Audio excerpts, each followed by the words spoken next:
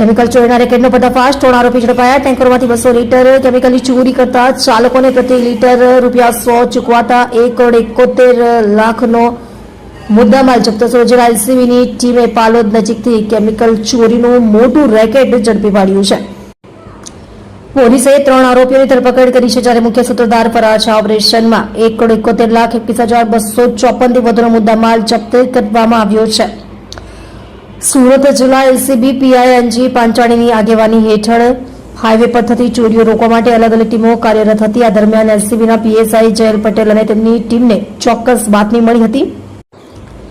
બાતમી મુજબ પાલોદ ગામની હદમાં નેશનલ હાઈવે 48 નજીક આવેલા અજંતા કોમ્પ્લેક્સ સામે ખુલ્લી જગ્યામાં જગદીશ ખટીક નામનો ઈસમ ટેન્કર ચાલકો સાથે મળીને કેમિકલ ચોરી કરાવી રહ્યો છે. બાતમીના આધારે પોલીસે દરોડો પાડી સ્થળ પરથી 2 ટેન્કરોમાંથી કેમિકલ ચોરી કરતા 3 આરોપીઓને રંગે હાથ ઝડપી પાડ્યા હતા. કેમિકલ ચોરીની મોડસ ઓપરેન્ડી પકડાયેલા આરોપીઓની પૂછપરછમાં ચોરીની મોડસ ઓપરેન્ડી સામે આવી છે.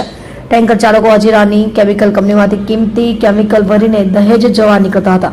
રસ્તામાં પાલોદ ગામની સીમમાં મુખ્ય સૂત્રધાર જગદીશ ખટીક તેમનો સંપર્ક કરતો અને અજંતા કોમ્પ્લેક્સના પાર્કિંગમાં ટેન્કરો ઉભા રખાવી તેમાંથી આશરે 200 લીટર કેમિકલની ચોરી કરવામાં આવતી હતી. આ ચોરીના કેમિકલ પેટે જગદીશ ખટીક ટેન્કર ચાલકોને પ્રતિ લીટર ₹100 ચૂકવતો હતો.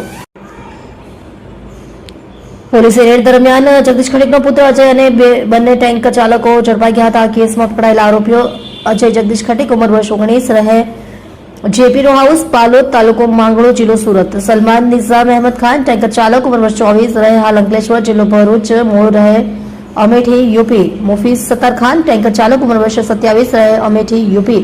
આ ગુનાનો મુખ્ય સૂત્રધાર જગદીશ બુરાલાલ ખટીક, રહે પાલોદ, તાલુકો માંગણો, જિલ્લો સુરત, વોન્ટેડ છે. નોંધનીય છે કે જગદીશ વિરુદ્ધ અગાઉ 5 જેટલા ગુનાઓ નોંધાઈ ચૂક્યા છે.